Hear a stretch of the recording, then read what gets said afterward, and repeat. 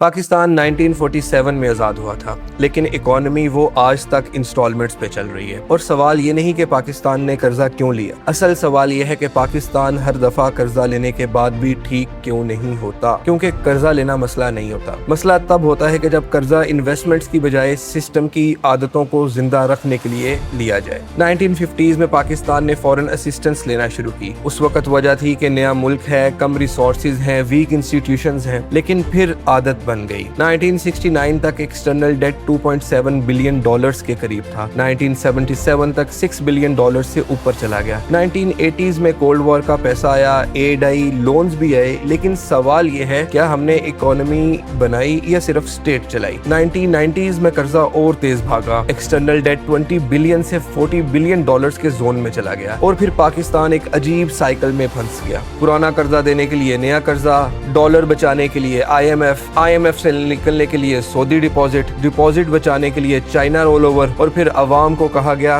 कुर्बानी दो। यानी रूलिंग क्लास ने बिल बनाया और अवाम से कहा भाई स्प्लिट कर लेते हैं। सोचने वाली बात यह है कि पाकिस्तान हमेशा कर्जा क्यों लेता है। सिंपल सी बात है, हमारी स्टेट की इनकम कम है, खर्चे ज्यादा हैं, टैक्स नेट छोटा है, एक्सपोर्ट्स वीक हैं, इंपोर्ट्स हैवी हैं, एनर्जी का बिल ह्यूज है, स्टेट ऑन कंपनीज लॉस में हैं, और एलीट को सब्सिडी भी चाहिए, प्रोटोकॉल भी चाहिए, टैक्स रिलीफ भी चाहिए, फिर बजट में सुराख रह जाते हैं और उस सुराख को भरने के लिए फॉरेन लोन चाहिए होता है। लेकिन एक और कड़वी बात सुनो, पाकिस्तान का मसला सिर्फ करप्शन नहीं है, पाकिस्तान का मसला नॉन प्रोडक्टिव इकोनॉमी है। हम डॉलर्स कमाते कम हैं, डॉलर्स खर्च ज्यादा करते हैं। हम गंदम इंपोर्ट करते हैं, फ्यूल इंपोर्ट करते हैं, मशीनरी इंपोर्ट करते हैं, लग्जरी गुड्स इंपोर्ट करते हैं, लेकिन दुनिया को बेचते क्या है? टेक्सटाइल, राइस, थोड़ा बहुत IT और थोड़ी सी लेबर रेमिटेंस। ऐसे मुल्क सुपर पावर नहीं बनते, ऐसे मुल्क पेमेंट ड्यू डेट से डरते हैं। 2023 तक एक्सटर्नल डेट 130 बिलियन डॉलर से ऊपर था। 2025 के एंड तक ये नंबर 138 बिलियन डॉलर्स के करीब रिपोर्ट हुआ। अब सोचो, अगर कर्जा डेवलपमेंट के लिए होता है तो स्कूल वर्ल्ड क्लास होते, हॉस्पिटल्स स्ट्रॉन्ग होते, एक्सपोर्ट्स डबल होती, इंडस्ट्री कम्पिटेटिव होती, लेकिन यहाँ कर्जा अक्सर गया बजट डेफिसिट में, इंटरेस्ट पेमेंट्स में, सब्सिडीज में, ओल्ड लोन्स की रीपेमेंट में और पॉलिटिकल सर्वाइवल में। यानी कर्जा मुल्क बनाने के लिए कम और सिस्टम बचाने के लिए ज्यादा लिया गया। ये बात भी सच है कि हर हुकूमत ने दूसरी हुकूमत को ब्लेम किया। सिविलियंस ने